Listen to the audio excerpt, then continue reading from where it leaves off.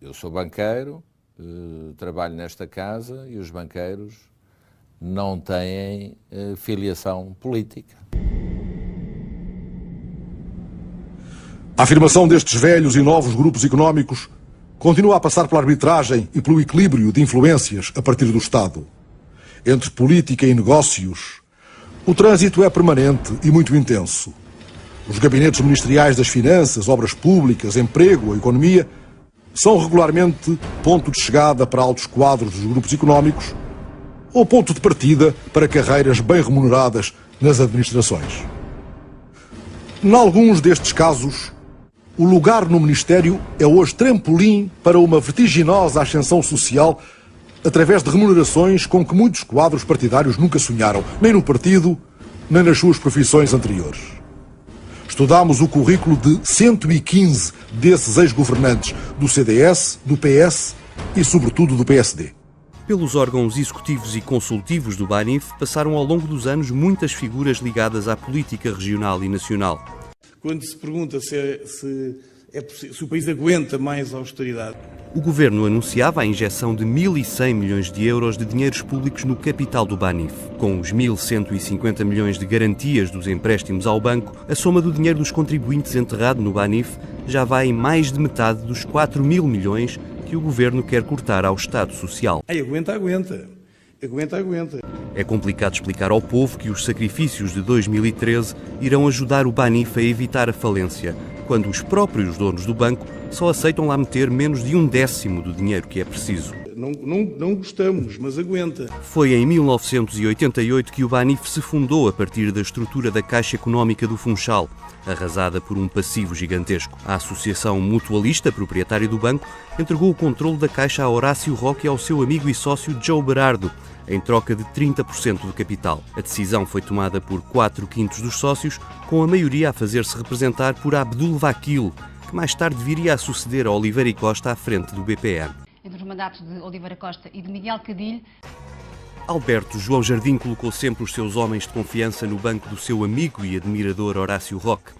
Por exemplo, estão lá os números 4 e 5 da lista do PSD nas últimas regionais. Considerado um dos barões do regime jardinista, Miguel de Sousa presida a Assembleia Geral do BANIF e está há vários anos nos órgãos sociais do banco. E Paulo Fontes, que foi o responsável das finanças no governo de Jardim, pertence hoje à Comissão Política Regional do PSD, enquanto ocupa um lugar no Conselho Superior Corporativo do BANIF. Mais abaixo na lista de candidatos do PSD Madeira surgem Trancoada Gomes e Coito Pita, que também partilham uma sociedade de advogados com o mesmo nome. O seu escritório era a morada oficial do Banco EFISA, de Abdul Vakil, no offshore da Madeira. Quem tomou o lugar de Trancoada Gomes como secretário da Assembleia Geral do BANIF foi João da Silva Santos, outro dirigente do PSD Madeira, nomeado administrador da cimenteira da região. O BANIF procurou também integrar gente do PS com passagem pelo governo. Foi o caso de José Lamego, que foi entre 2001 e 2005 administrador da seguradora do BANIF, a Global Seguros. E bem precisava de seguro. Metade do mandato foi passada a ajudar no início da ocupação do Iraque. E a seguir mudou-se para o Banco EFISA do BPN. Vera Jardim chega ao BANIF em 2009 através da Global Seguros como presidente da Assembleia Geral. Quem se cruzou com Vera Jardim na seguradora do BANIF foi Júlio Castro Caldas, antigo colega no governo de Guterres com a pasta da Defesa. O ex-bastonário dos advogados, que fundou o PSD e foi deputado laranja no início dos anos 80, fez parte do Conselho Geral e de Supervisão da Global Seguros, pelo menos entre 2007 e 2010. Quando uma das herdeiras da fortuna de Horácio Roque recorreu ao Banco de Portugal para evitar a queda do banco e a fuga dos depósitos, a solução foi encontrar uma figura que transmitisse confiança e proximidade com os mercados e os decisores políticos. A escolha para chairman recaiu em Luís Amado, ex-ministro da Defesa e dos Negócios Estrangeiros de Sócrates, uma cara conhecida dos imigrantes que depositam dinheiro no BANIF.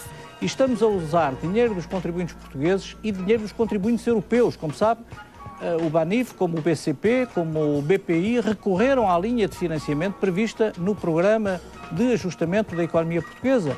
Nesta dança de cadeiras de ex-ministros, ainda há lugar para Luís Campos e Cunha, que não chegou a aquecer no primeiro governo de Sócrates, saindo da pasta das finanças ao fim de pouco tempo. Mas voltemos ao PSD para assinalar um nome de peso de Ângelo Correia. A sua Fomento e Investe foi parceira do Banif em 2010 a trazer para Portugal o negócio da especulação no mercado de carbono, da compra e venda de créditos de poluição, nomeadamente com a russa Gazprom. Um nome menos conhecido, mas que está na administração do Banif há 5 anos. Trata-se de Diogo da Silveira, um sócio do atual secretário de Estado da Troika, Carlos Moedas. Silveira e Moedas detêm com outros parceiros uma sociedade de especulação na bolsa e seguros chamada Schilling Capital Partners. É improvável que a recapitalização do Banif não tenha passado pelo visto de Carlos Moedas, que é adjunto do primeiro-ministro Passos Coelho. Quem também teve 5 anos lugar assegurado no Banif foi António Nogueira Leite, o homem que coordenou a moção com que Passos Coelho ganhou o PSD. Mal ganhou as eleições, foi colocado na Caixa Geral de Depósitos, de onde acabou por se demitir ano e meio mais tarde.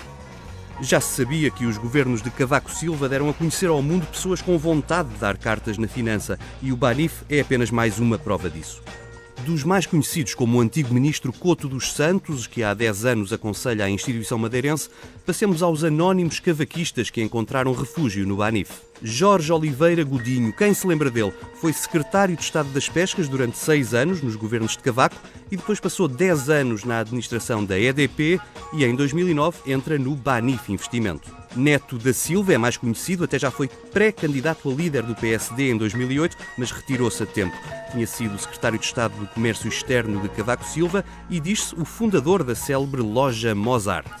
Deixámos de propósito para o fim um homem que está de pedra e cal na nova administração do Banif.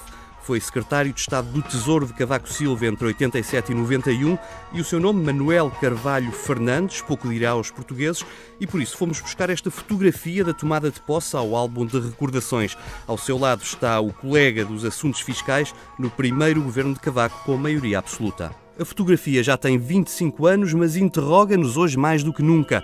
Se ainda não acabámos de pagar a festa do PSD no BPN, por que é que o governo empurra o país para outro buraco laranja sem fundo à vista? Um banco verde por fora e laranja por dentro, diz a oposição, que partiu o ataque no instante seguinte ao anúncio da nova administração do Banco Espírito Santo. Assim que os nomes de Vítor Bento, João Moreira Rato e Paulo Mota Pinto foram confirmados. Há agora uma análise que diz que passou do Banco do Regime a Banco do PSD. Eu seria mais prudente nessa análise, porque na realidade o que aconteceu é que ele permanece como o banco do poder. Vítor Bento, o novo presidente executivo, foi escolhido por Cavaco Silva para Conselheiro de Estado e foi também a primeira escolha de Passos Coelho para Ministro das Finanças. João Moreira Rato, que fica com a pasta financeira do banco, foi o nome escolhido pelo Primeiro-Ministro em 2012 para liderar o Instituto de Gestão do Crédito Público. Também Paulo Mota Pinto, que agora entra para a presidência não executiva do BES, é deputado do PSD e ex-vice-presidente do partido. Se as pessoas na sociedade civil, na sua atuação como gestores, como administradores, praticam fatos ilícitos ou fatos até com relevância criminal, isso é evidente, não pode ser associado a um partido de que foram militantes ou através do qual exerceram cargos públicos. Portanto, eu rejeito veementemente essa ideia de que é o Banco Laranja e, por outro lado, ninguém diz que o BCP é o Banco do PS. Marcos Mendes sai em defesa dos titulares. Eu diria que é uma espécie de Dream Team, uma equipe de sonho. Usando uma linguagem futebolística, porque agora estamos em tempo de Mundial, eu diria que são uma espécie de Messi e de Neymar aplicados à banca. São 288 páginas, onde minuciosamente são descritas as estratégias, ações e decisões ao longo de vários anos e que levaram a um dos muitos buracos do BPN. Oliveira e Costa, ex-secretário de Estado dos Assuntos Fiscais de Cavaco Silva. Liderou o Banco Português de Negócios desde o final dos anos 90 até o início deste ano, quando saiu alegando razões de saúde. É o responsável pela situação financeira do BPN e há muitos anos que os outros banqueiros desconfiavam das suas práticas. Sob a sua liderança terão sido feitas operações clandestinas, pelo menos através de um banco em Cabo Verde e de outros paraísos fiscais. É caso para dizer que tem a cabeça à prega. Entre muitas outras personalidades do PSD, Manuel Dias Loureiro, ex-ministro de Cavaco Silva, esteve ligado ao BPN como administrador na primeira metade desta década e a outros negócios da holding dos acionistas, a Sociedade Lusa de Negócios. Consigo levou para o BPN, por exemplo, Daniel Sanches, ex-diretor do SIS e ex-ministro de Santana Lopes. Dias Loureiro afirma desconhecer qualquer irregularidade nos tempos em que esteve ligado a este banco privado, agora nacionalizado. Miguel Cadilho é o outro homem do momento. Ex-ministro de Cavaco Silva e ex-presidente da API, a Agência de Captação de Investimento do Estado, perdeu no final do ano passado a corrida à liderança do BCP. Passado poucos meses, aceitou o convite dos acionistas do BPN para liderar o banco. E já em junho deste ano, quando Cadilho começou a abrir armários, saltaram de lá vários esqueletos. O buraco financeiro do BPN é de cerca de 700 milhões de euros. 1.250 milhões de euros. De 2.000 milhões de euros. 2.400 milhões de euros. É de 3,5 mil milhões de euros. 4.200 milhões de euros. De 6,5 mil milhões. Pessoalmente acho que foi um erro completo a nacionalização do BPN, não percebo porque é que foi feita a nacionalização. Mas isso é outra questão. Não contagiava todo o sistema nessa altura? De forma nenhuma. Mas isso é uma questão secundária. Eu nunca critiquei a nacionalização do BPN, nem vou criticar. Ninguém sabia o efeito da não intervenção se o Estado não o tivesse feito naquela altura. Ninguém podia calcular. No BPN foram nacionalizados exclusivamente os prejuízos, porque os lucros, os créditos limpos, foram reprivatizados. O lixo ficou do nosso lado, a carne do lombo do lado de quem comprou por 40 milhões de euros. 2,6 milhões de euros. Foi quanto o BPN e o Banco Privado Português pagaram ao escritório de advogados 4 Casas Gonçalves Pereira por serviços jurídicos em 2010 e 2011. Os pagamentos desta firma, do qual são sócios António Vitorino, do PS, e o eurodeputado do PSD, Paulo Rangel, estão ligados aos processos de liquidação do BPP e de privatização do Banco Português de Negócios.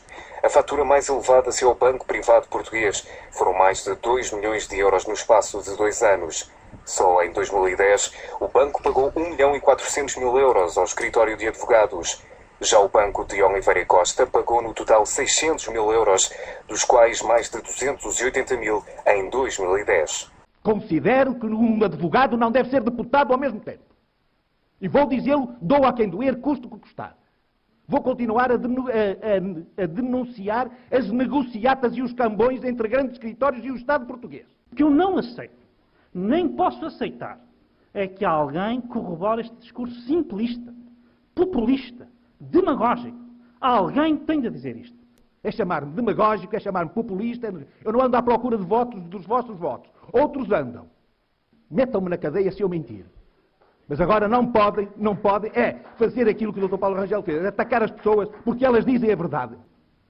Isto não é forma séria de pôr estes problemas. E alguém tem de dizer isto em Portugal. E verbas saídas diretamente dos cofres do Estado, a Caixa Geral de Depósitos, o BCP, o BPI e agora o BANIF já receberam 6.950 milhões de euros de ajuda. Aguenta. Também nos pode acontecer. E se aquelas pessoas que nós vemos ali na rua, nessa situação e a sofrer tanto, aguentam, porque é que nós não aguentamos? E nós, neste momento, temos um poder político e um poder económico que não é escrutinável democraticamente, que escapa a todos os mecanismos de escrutínio, que é centrado naquilo que eu tenho chamado o círculo de confiança. E que não é necessariamente do PSD ou do PS, é dos dois. Mas a verdade é que nós encontramos dentro deste círculo pessoas do PSD e pessoas do PS e do CDS. E essas pessoas são aquelas que decidem praticamente tudo em Portugal.